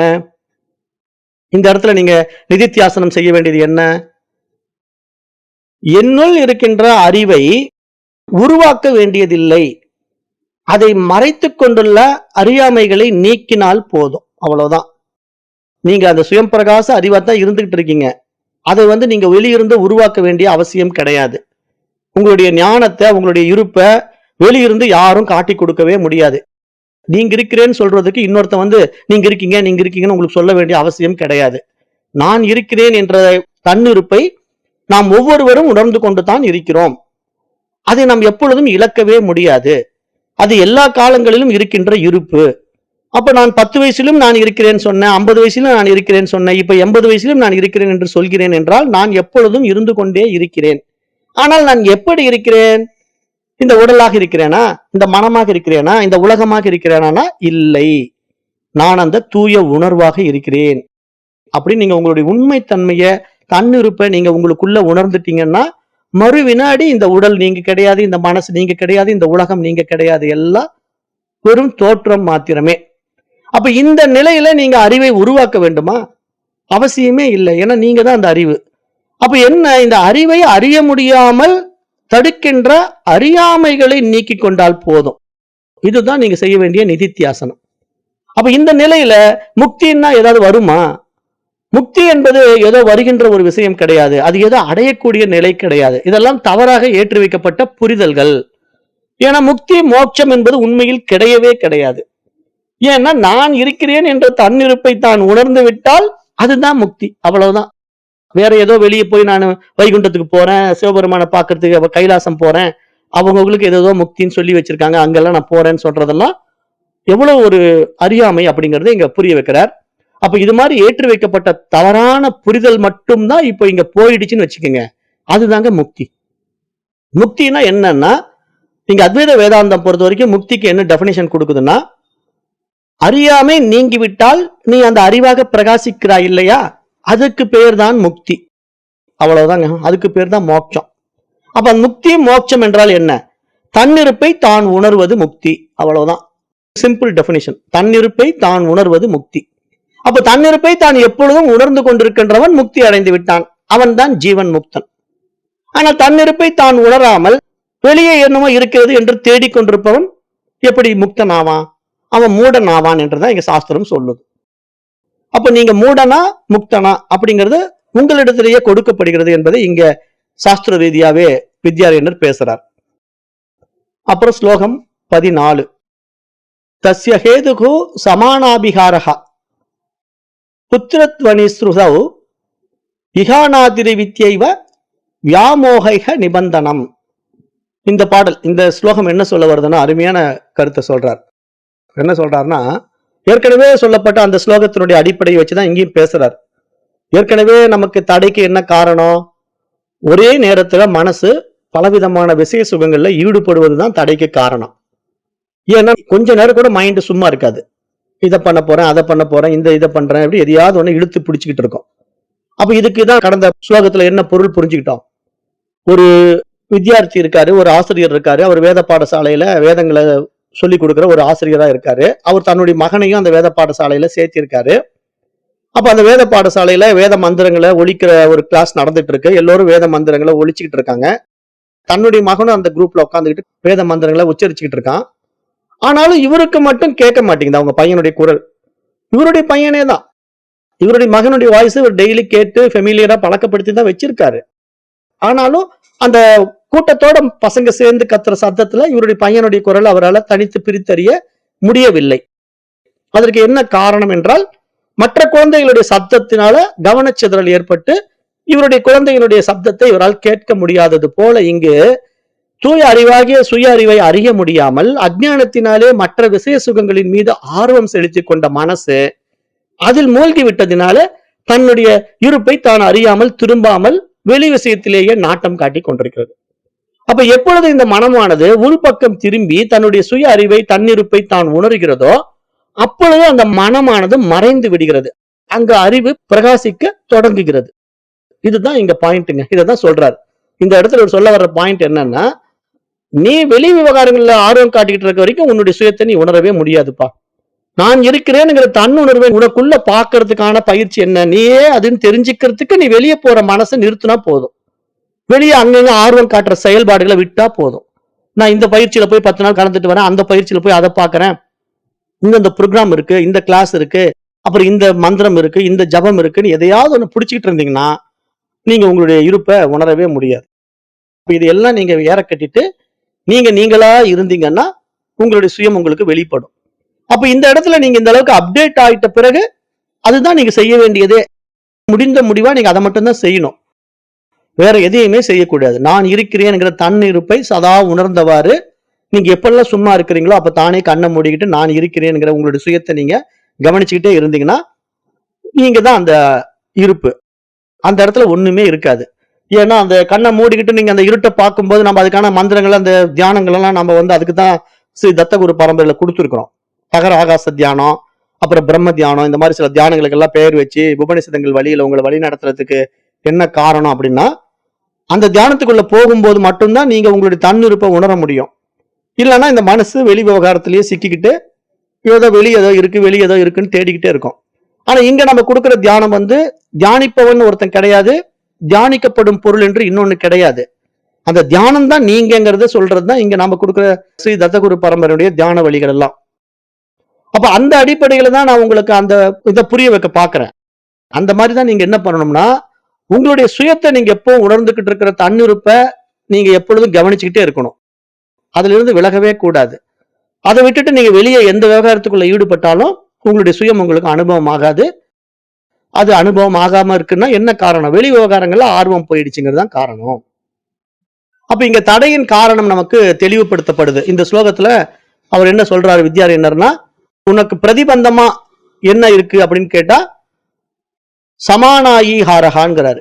அதாவது ஒரே நேரத்தில் பல பக்கங்களில் கவனம் சிதறுவதுதான் இங்க தடை அப்படிங்கிறாரு.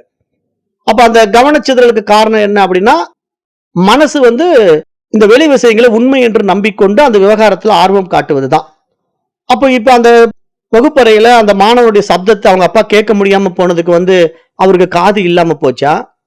இல்ல அந்த பையனுடைய சப்தம் இல்லாம போச்சா? இல்ல, அவருக்கு காதும் இருக்குது, அந்த பையனுடைய சப்தமும் இருக்கு. ஆனா அதை ஏன் அவரால் ரெகக்னைஸ் பண்ண முடியல, ஐடென்டிஃபை பண்ண முடியல அப்படின்னா கவனச்சிதறல். என்ன மாதிரி கவனச்சிதறல்னா, மற்ற பசங்களுடைய சப்தம் வந்து தடுக்குது. அது மாதிரி இங்க சுய அறிவாகிய ஆத்மாவா நான் இருப்பதை அறிவதற்கு எனக்கு புலன்களும் தேவையில்லை, உடலும் தேவையில்லை, மனசும் தேவையில்லை. என்னுடைய இருப்பு எப்பொழுதும் சதா இருந்து கொண்டே இருக்கிறது. அது இந்த உடலின் வாயிலாக அறிய வேண்டிய அவசியம் கிடையாது, மனதின் வாயிலாக தெரிந்து கொள்ள வேண்டிய விஷயமும் கிடையாது. அப்ப இங்க உடல், புலன்கள், மனம் எல்லாம் கடந்து நிக்கிற அந்த நிலைப்பாடு, தன்னிருப்பு எப்பொழுதும் இருந்து கொண்டே இருக்கிற நிலை என்ன இருக்கு? உணர்வு நிலையா இருக்கு. அப்ப அந்த உணர்வு நிலையை நம்ம தொடுவதற்கு இங்கு புலன் மூலமா ஏதாவது செஞ்சா முடியுமா, அல்லது மனதின் மூலமா ஏதாவது செஞ்சா முடியுமா, அல்லது இந்த உடலின் மூலமா ஏதாவது செஞ்சா முடியுமான்னா முடியாதுங்கிறத இங்க கவனச்சிதறல் என்று சொல்றாரு. அப்ப நீங்க அதை இங்க புரிஞ்சுக்கணும். அதுக்குதான் இந்த புத்திர துவனிங்கிறாரு. அந்த புத்திர துவனின்னா அந்த பையனுடைய சவுண்டை வந்து கேட்க முடியல. ஏன்னா மற்ற பசங்க எல்லாம் சேர்ந்து கத்திக்கிட்டு இருக்கிறதுனால கவனச்சிதறல் உண்டாகுது. அந்த கவனச்சிதறல் தான் அவித்யை, அறியாமை அப்படிங்கிறாரு. அப்ப ஆத்மா எப்பொழுதும் பிரகாசித்துக் கொண்டே இருக்கிறது. ஆனால் பல்வேறு விஷய சுகங்களின் காரணமாக அது தெரியவில்லை. அது அனாதிர் அவித்யா ஏவ.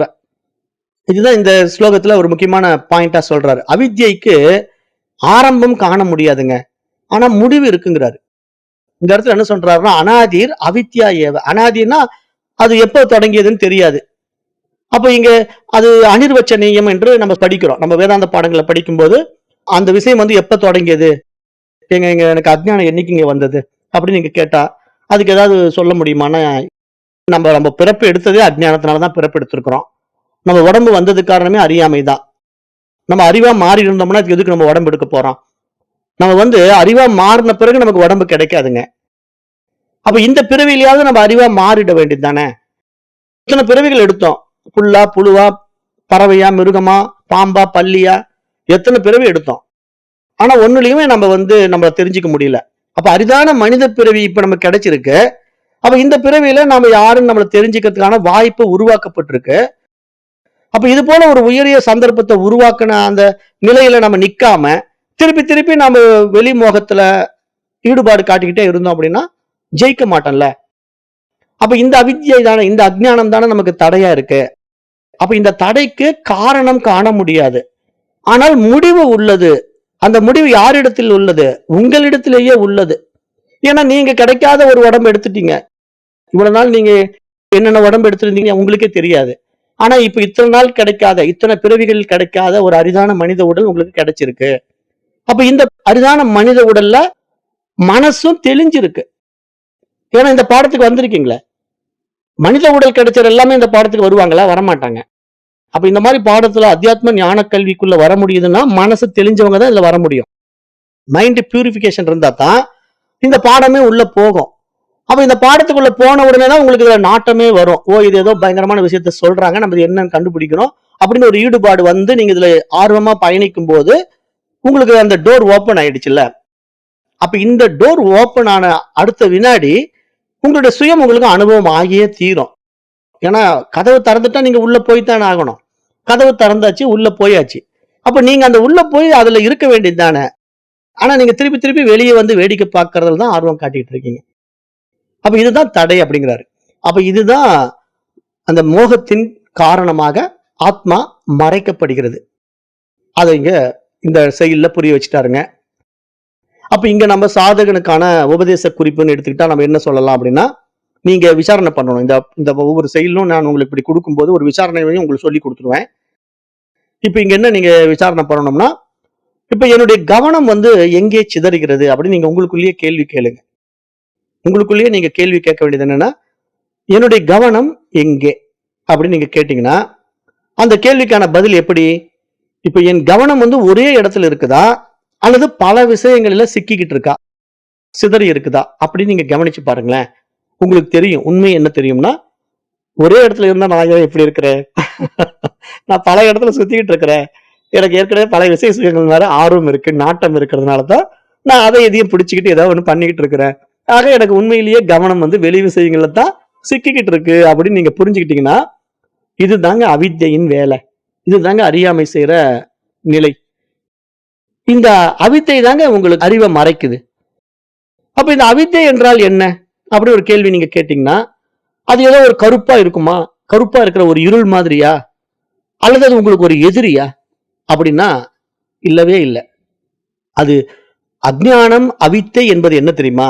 சிம்பிளா சொன்னா கவனச்சிதறல் மட்டும்தாங்க. நீங்க உங்களுடைய கவனத்தை உங்களிடத்துல வைக்கவே இல்ல. சுய அறிவாகிய ஆத்மாவின் இடத்துல தன்னிருப்புல வைக்கவே இல்ல. மற்ற எல்லா விஷயங்களையும் வச்சுக்கிட்டு இருக்கீங்க. இதுதான் உங்ககிட்ட இருக்கிற மிகப்பெரிய பிரச்சனை. ஆனா இதுதான் பேசிக்கான பிரச்சனை. உண்மையிலேயே இதான் பேசிக்கான பிரச்சனை. ஆனா கடைசியில பார்த்தா இதான் மிகப்பெரிய பிரச்சனையா உங்களுக்கு மாறி இருக்கு. ஏன்னா நீங்க உங்களுடைய சுயத்தை விட்டுட்டு போலியான விஷயங்களை நாட்டை காட்டிக்கிட்டு இருக்கீங்க. அதுக்கு தான் நம்ம என்ன உதாரணம் சொல்லுவோம் அப்படின்னா, இப்ப நான் வந்து இந்த பக்கம் உண்மையா உடம்போடு நிக்கிறேன். ஆனா நான் கண்ணாடியில போய் தலை போது நான் இந்த உடம்பை விட்டுட்டேன். நான் கண்ணாடியில் இருக்கிற உருவத்தை உண்மையா பார்த்துட்டேன். அப்ப நான் இங்க தலை போது கண்ணாடியில கவனிக்கிறேன். இந்த முடி இப்படி கொஞ்சம் தூக்கி விடுறேன். அந்த இடத்துல அப்படி கொஞ்சம் சரி பண்றேன். அப்புறம் கொஞ்சம் பவுடர் எடுத்து போட்டுக்கிறேன். எல்லாமே நான் பண்றது பூரா பாத்தீங்கன்னா, நான் இந்த பக்கம் இருக்கிற உடம்புக்கு தான் செஞ்சுக்கிட்டு இருக்கிறேங்கிறதையே நான் மறந்துட்டேன். ஆனா கண்ணாடியில் இருக்கிற உருவத்துக்குள்ள தான் நான் செஞ்சுக்கிட்டு இருக்கிற மாதிரியே நான் நினைச்சுக்கிட்டு இருக்கிறேன். அப்போ ஒரு சின்ன சேஞ்ச் பாருங்களேன். இந்த பக்கம் இருக்கிறத மறந்துட்டு, அந்த பக்கம் இருக்கிற கண்ணாடியில் இருக்கிற உருவத்தை நான் பார்த்துக்கிட்டு செய்யற அத்தனை ஒப்பனைகளும் எவ்வளவு பெரிய ஒரு அஜ்ஞானம். ஏன்னா நீங்க செய்யற அத்தனையும் இந்த பக்கம் இருக்கிற உடம்புக்கு தான் செஞ்சுட்டு இருக்கீங்க. ஆனா வெறும் பிரதிபிம்பம் தான் அங்க இருக்கு. ஆனா அந்த பிரதிபிம்பம் தான் அதுங்கிறது தெரியாம அதுதான் என்ன உங்களுடைய உண்மையான உருவங்கிற மாதிரியும், அந்த உருவத்துல நீங்க ஒப்பனை செய்து கொண்டு தலைவாரிக்கிட்டு பவுடர் அடிச்சுக்கிட்டு பொட்டு வச்சுக்கிட்டு இருக்கிறதெல்லாம் கண்ணாடியில் இருக்கிற உருவத்துல பார்த்து பார்த்து செஞ்சுக்கிட்டு இருக்கீங்க. ஆனா உண்மையில அது எல்லாம் இந்த பக்கம் இருக்கிற இந்த உருவத்துல நடந்துகிட்டு இருக்குது. இது உங்களுக்கு தெரியாம கண்ணாடியில் இருக்கிற உருவம் உங்களை எப்படி மனமயக்கத்தை உண்டு பண்ணுதோ, அது மாதிரி இங்க உங்களுடைய சுயம் பிரகாச அறிவு ஒளியில வெளிப்பட்ட இந்த உலகம் தான் உங்களுக்கு மனமயக்கத்தை உண்டு பண்ணுதுங்க. ஏன்னா நீங்களே இந்த உலகமா விரிஞ்சிருக்கிறதுனால, உங்களுடைய சுய அறிவிலேயே இத்தனை விசேஷ சுகங்கள் ஏற்றி வைக்கப்பட்டதுனால, இது உங்களை அறிய முடியாம மறைக்குதுங்க. அப்ப இந்த இடத்த நீங்க கொஞ்சம் விசாரணை பண்ணி பார்த்து விழிச்சுக்கணும். விழிச்சுக்கிட்டா இங்க உங்களுடைய தடையே என்ன தெரியுமா? உங்களுடைய அறியாமை தான் தடை, அவித்யை தான் தடை அப்படின்னு நீங்க புரிய வைக்கிறார். அப்ப இங்க நீங்க இதுக்கான சாதனை ஏதாவது இருக்குங்களா? ஏன்னா திருப்பி திருப்பி நீங்க அதான கேட்பீங்க. ஏங்க நான் இதை செய்யணும்னா ஏதாவது பயிற்சி இருக்குங்களா? இதை சரி பண்ணணும்னா ஏதாவது பயிற்சி இருக்குங்களா? என்ன பயிற்சி இருக்கு? நீங்க வெளி விஷயங்களை ஏதாவது அழிக்கணும் அப்படின்னு அவசியம் கிடையாது. இந்த உலகத்தை விட்டு ஓடணுமா? அப்படியே ஓட வேண்டியதில்லை. சிம்பிள் லாஜிக் என்ன தெரியுமா? உங்களுடைய கவனத்தை ஆத்மாவை நோக்கி திருப்புனா போதும். வேற ஒண்ணுமே நீங்க செய்ய வேண்டியதில்லை. இந்த உலகத்துல நீங்க எதையுமே எந்த விஷயத்தையும் வெளி விஷயத்தை அழிக்க வேண்டாம். ஏன்னா இங்க போய் நீங்க இந்த உலகத்தை மாற்றிட முடியுமா? அல்ல இப்ப என் கண்ணு முன்னாடி தெரியுற இந்த உலகத்தை நான் மறைக்க வச்சிடறேன், எனக்கு தேவையில்லைங்க, நான் கண்ணை மூடிட்டு உட்காந்துருக்கிறேன்னா கண்ணை மூடிட்டு இருக்க முடியுமா? எல்லாமே இருக்கும். இந்த உடம்பும் மனசு இருக்கிற வரைக்கும் இந்த உலகம்ங்கிறது ஒரு திரைப்படம் மாதிரி உங்க முன்னாடி ஓடிக்கிட்டே இருக்கும். அப்ப இந்த திரைப்படத்தை ஓடிக்கொண்டிருக்கிற திரைப்படத்தை நீங்க தடுக்கவே வேண்டாம். அது அழகா ஓடிட்டோம். அப்ப அந்த ஓடிக்கிட்டு இருக்கிற அந்த தியேட்டரை விட்டு நீங்க ஓடி போகணுமா? தியேட்டருங்கிறது இந்த உலகம். அப்ப இந்த உலகம் வந்து எனக்கு தொந்தரவா இருக்குங்க, நான் இந்த உலகத்தையும் விட்டு ஓடி போறேன் அப்படின்னு நீங்க நினைக்கணுமானா ஒண்ணுமே வேண்டாம். அந்த திரையில் தெரிகின்ற திரைப்படத்தையும் அந்த திரையரங்கில் உட்கார்ந்து இருக்கிற அந்த திரையரங்கையும் விட்டு விட்டு அதை கவனிப்பவன் நான் அப்படின்னு உங்களை நீங்க திரும்பிட்டீங்கன்னு வச்சுக்கோங்களேன், அந்த திரைப்படமும் திரையும் காணாம போயிடும். ஏன்னா உங்களுடைய சுய நினைவை நீங்க இழந்துட்டதுனால வெளி நினைவு உங்களை வாட்டி வதைக்குது. ஏன்னா நீங்க தியேட்டர்ல படம் பார்க்க போய் உட்கார்ந்த உடனே உங்க சுய நினைவை இழந்துட்டு வெளி நினைவுக்குள்ள போயிட்டீங்க. அந்த திரைப்பில் இருக்கிற திரைப்படம் உண்மைங்கிற மாதிரி அதுக்குள்ள போய் பூந்துக்கிட்டு அந்த திரையரங்குக்குள்ள நீங்க உட்கார்ந்து இருக்கிறங்கிறதையும் மறந்துட்டு நீங்க பாட்டு உட்காந்து அந்த சீன் பை சீன் அழுதுகிட்டு, அந்த சீன் பை சீன் சிரிச்சுக்கிட்டு, அந்த சீன் பை சீன் ஃபைட் வரும்போது குத்திக்கிட்டு, இப்படியே அந்த படத்தை ஒரு 3 மணி நேரம் ஓட்டிட்டு, அப்புறம் அந்த படம் ஆஃப் ஆன பிறகுதான் அடடா சினிமா தான் இவ்வளவு நேரம் பார்த்துட்டு இருந்தேனா அப்படின்னு சொல்ற மாதிரி இங்கே நீங்க அதைத்தான் பண்ணிட்டு இருக்கிறீங்க. இந்த உலகம்ங்கிற ஒரு திரையரங்குல இங்க ஓடுகின்ற காட்சிகள் எல்லாம் திரைப்படமாக தெரிஞ்சுக்கிட்டு இருக்கிறதுல சுவாரஸ்யமா மூழ்கிட்டீங்க. அப்ப இந்த சுவாரஸ்யமான இந்த சுபாவம் என்ன பண்ணிடுதுன்னா, நீங்க தான் படம் பார்த்துக்கிட்டு இருக்கிறீங்கிறதையே மறந்து போயிட்டீங்க. நீங்களே அந்த படத்துக்குள்ள போய் பூந்துக்கிட்டீங்க. அப்ப அந்த கதாபாத்திரமாவே மாறிட்டீங்க. அவன் அழுதான் நீங்க அழுவுறீங்க, அவன் சிரிச்சா நீங்க சிரிக்கிறீங்க, அவன் ஓடுனா நீங்க ஓடுறீங்க. அதுதான் நீங்க எல்லாருமே செஞ்சுட்டு இருக்கான். ஒருத்தர் சபரிமலைக்கு போறான்னா ஊரே சபரிமலைக்கு போகுது. இந்த இந்தியா பூரா சபரிமலைக்கு போயிட்டு இருக்கு. அப்ப எந்த அளவுக்கு போயிருக்கு பாருங்களேன். அதுதான் இங்க திரைப்படத்துக்குள்ள மூழ்கினதுக்கு அடையாளம், வேற ஒண்ணுமே கிடையாது. ஒருத்தன் வந்து ஒரு கோயிலுக்குள்ள போய் உருள் தண்டனை போட்டான்னா கோயில்ல வர்றவன் எல்லாம் உருள் தண்டனை போடுறான். ஒருத்தர் போய் கோயில்ல ஒரு தாலியை ஒரு மரத்துல கட்டிட்டாங்கன்னா, கல்யாணம் ஆகல எனக்கு கல்யாணம் ஆகணும்னு ஒரு தாலியை ஒரு அம்மா தெரியாம கட்டிட்டாங்கன்னா, அந்த அம்மாவுக்கு ஒரு குருட்டு நம்பிக்கை ஒரு வேண்டுதல்ல போய் அதை செஞ்சிட்டாங்கன்னா ஊரே போய் அந்த மரத்துல தாலி கட்டி அந்த மரமே தாலினால நிறைஞ்சிருக்கு. அப்புறம் ஒரு அம்மாவுக்கு குழந்தை பிறக்கலன்ட்டு போய் அந்த கோயில் மரத்துல தொட்டில கட்டிட்டு வந்தா ஊரே தொட்டில் கட்டுது. அப்ப இதெல்லாம் என்ன? திரைப்படத்துக்குள்ள போய் மூழ்கிட்டதுனால அந்த திரையினுடைய கதாபாத்திரங்களை தனதாக்கி கொண்டதுனால வந்த பிரச்சனை. அதாவது ஒரு சினிமா கதாநாயகன் வந்து ஒரு சண்டை காட்சியில அடிபடுறான்னா இங்க இவனுக்கே அடிபடுற மாதிரி துடிக்கிறான். சினிமாவில கதாநாயகன் வந்து வறுமையில துடிச்சுட்டு அழுகுறான்னா இவன் கண்ணீர் விட்டு இங்க அழுகுறான். ஏன்னா இவனுக்கே வறுமை வந்துட்ட மாதிரி அந்த சினிமாவை பார்த்து கவலைப்படுறான். சினிமாவில ஹீரோ வந்து ஒரு ஹீரோயினோட டான்ஸ் ஆடுறான்னா இவன் ஜாலி மூடுக்கு போயிடுறான். அப்ப எல்லாமே என்ன? அந்த படத்தோட போய் மிங்கிள் ஆயிட்டதுனால வர்ற பிரச்சனை. அது மாதிரி இந்த உலகம்ங்கிற திரையரங்குல இந்த உலக விஷயங்கள்ல போய் மிங்கிள் ஆயிட்டதுனால வர்ற பிரச்சனை. அப்ப இதுல இருந்து நீங்க விடுபடணும்னா என்ன செய்யணும்? உண்மையான நிதித்தியாசன நிலை என்ன? நான் அந்த அறிவு என்று உங்களிடத்தில் உங்கள் கவனத்தை திருப்புங்க. திரைப்படத்தை பார்த்து கொண்டிருக்கின்ற அந்த திரை அரங்கமும் நான் கிடையாது, அந்த திரைப்படமும் நான் கிடையாது. அந்த திரை அரங்கையும் திரைப்படத்தையும் உருவாக்கி பார்த்து கொண்டிருப்பவன் நான் அப்படிங்கிற அந்த நிலையை பார்த்து நீங்க உங்களை திரும்பிட்டீங்க அப்படின்னா அது தேவையே இல்லாத விஷயம் உங்களுக்கு புரியும். அது நான் தான் உருவாக்கி இருக்கிறேன், அது எனக்கு தேவைன்னா பார்த்துக்கலாம், வேண்டாம்னா விட்டுட்டு வெளியே வந்துடலாம் அப்படின்னு உங்களுக்கு புரியும் இல்லையா? அது மாதிரி இங்க உங்களிடத்திலே நீங்க செய்ய வேண்டியது உங்களுடைய கவனத்தை ஆத்மாவிடத்திலே திருப்புவதுதான் நீங்க செய்ய வேண்டிய சாதனைங்க. வேற எந்த சாதனையும் கிடையாது. நீங்க ஆத்மாவை தெரிஞ்சுக்கிறதுக்காக நீங்க தலைகீழ நின்னா தெரிஞ்சுக்க முடியாது, மூச்சு பயிற்சி நின்னா தெரிஞ்சுக்க முடியாது. இந்த உலகத்துல எத்தனை பயிற்சிகள் வேணா நீங்க எடுத்துக்கங்க. ஆன்மீக ரீதியா நீங்க உலகத்துல எத்தனை பயிற்சி வேணா வச்சுக்கீங்களேன். இப்ப நீங்க ஒவ்வொருத்தரும் ஒவ்வொரு மார்க்கத்துல இருக்கலாம். ஒருத்தர் வாசி யோகம் பண்ணிட்டு இருக்கலாம், ஒருத்தர் பூஜை பண்ணிட்டு இருக்கலாம், ஒருத்தர் வந்து இந்த பயிற்சி நான் பண்ணிட்டு இருக்கேன், விபாசனா பண்ணிட்டு இருக்கிறாங்களா, அப்புறம் இந்த யோகானந்தருடைய பயிற்சி முறைகள் நிறைய பேர் கத்து வச்சிருக்கலாம். அப்படி நிறைய பல பயிற்சி முறைகள் இருக்கு இந்த உலகத்துல. வந்து ஒவ்வொரு ஆர்கனைசேஷனும் ஒவ்வொரு பயிற்சி, வேதாத்ரி மகரிஷியினுடைய குழுவுல நிறைய பேர் இருக்கலாம். ஒவ்வொரு பயிற்சி முறைகள் இருக்கு. ஒவ்வொரு குருமார்களும் ஏதாவது ஒரு பயிற்சி முறை கொடுத்துக்கிட்டே இருப்பாங்க. ஏன்னா அவன் தேவைப்படுது கேட்கறான், இவங்க கொடுக்குறாங்க. அப்ப அந்த மாதிரி அவன் கேட்கும் போது அதை தான் கொடுக்கவும் முடியும். ஏன்னா அவனுக்கு அதான் சின்ன பையன் 1ஆம் கிளாஸ்ல வந்து ஆனாவன் கேட்டா ஆனாவன தானே கொடுக்க முடியும். அவனுக்கு டைரக்டா வந்து ஹையர் லெவல் சப்ஜெக்ட் சொல்லி புரிய வைக்க முடியுமா? முடியாது. அவன் இப்பதான் ஏபிசிடியே கத்துக்க வந்திருக்கான் அப்படிங்கறதுனால அவங்க என்ன பண்ணுவாங்கன்னா ஏபிசிடி தான் கொடுப்பாங்க. அப்ப இதுதான் நாம வந்து ஏற்கனவே திரிபுர ரகசியம் அப்படிங்கிற ஒரு நூல்ல தத்தாத்திரேயர்கிட்ட வந்து பரசுராமன் வரான். பரசுராமன் வந்த உடனே தத்தாத்திரேயர்கிட்ட கேட்கிறான், எனக்கு வந்து அம்பாளுடைய உபாசனை சொல்லி கொடுங்க, ஏன்னா திரிபுரையை பற்றி நான் தெரிஞ்சுக்கிட்டோம். நான் வந்து ஒரு வழியா போயிட்டு இருந்தப்போ ஒரு ரிஷியை சந்திச்சேன், அவர் திரிபுரையினுடைய மகத்துவத்தை எனக்கு சொன்னாரு. ஆகவே நீங்க வந்து எனக்கு குருநாதராக இருந்து எனக்கு திரிபுரையினுடைய மகத்துவத்தை சொல்லி கொடுங்கன்னு உடனே தத்தாத்திரேயர் என்ன பண்ணிட்டாரு? திரிபுரை உபாசனா மந்திரத்தை கொடுத்து நீ பண்ணிட்டு வாப்பான்ட்டாரு. அப்ப உடனே பரசுராமன் என்ன பண்ணிட்டான்? போய் 12 வருஷம் பயங்கரமான கடும் தவம் பண்ணான். திரிபுரையினுடைய உபாசன மந்திரத்தை எடுத்துக்கிட்டு அந்த மந்திரத்துல ஈடுபட்டுக்கிட்டு 12 ஆண்டுகள் கழிந்தது. 12 ஆண்டுகள் கழிஞ்ச பிறகு அவனுக்கு ஒன்னும் சேஞ்சஸே நடக்கல. காலங்கள் தான் ஓடிச்சு, ஒரு மாற்றம் நடக்கல. அவனுக்கு ஒரு நாள் உட்காந்துருக்கும் போது யோசிக்கிறான், என்னடா அந்த சாமியார் சொன்னாருன்ட்டு நாமளும் செஞ்சா 12 வருஷமா செஞ்சா எவ்வளவு பூஜைகள், ஜபதபங்கள், மந்திரங்கள், பயிற்சி முறைகள். ஆனா இந்த 12 வருஷம் ஓடிச்சே தவிர ஒரு மாற்றமும் நடக்கலையே, எனக்கு எந்த ஒரு விஷயமும் அனுபவம் ஆக மாட்டேங்குது, எதுவுமே தெரிய மாட்டேங்குதுன்னு அப்புறம் திருப்பி வரான். யாருக்கிட்ட? தத்தாத்திரேயர்கிட்ட வரான் பரசுராமன். வந்து மீண்டும் கேட்கிறான், ஐயனே வந்து நான் இந்த மாதிரி 12 வருஷம் அதை இதை பண்ணி பார்த்தேன், ஒரு சேஞ்சஸும் நடக்கல, என்ன பண்றதுன்னு கேட்கறான். என்ன நீ எதிர்பார்க்கறேன்னு கேட்கறாரு. நான் என்ன எதிர்பார்க்கறேன்னு எனக்கே தெரியல, நீங்க தான் எனக்கு வழிகாட்டணும். அப்பதான் சரண்டர் ஆகுறான்.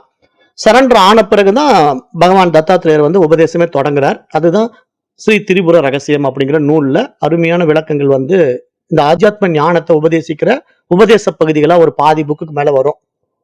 மீதி முன்னாடி இருக்கிற புக்கு பூரா கதை வடிவத்துல போகும். அப்ப இங்க என்ன நம்ம பண்ணணும்?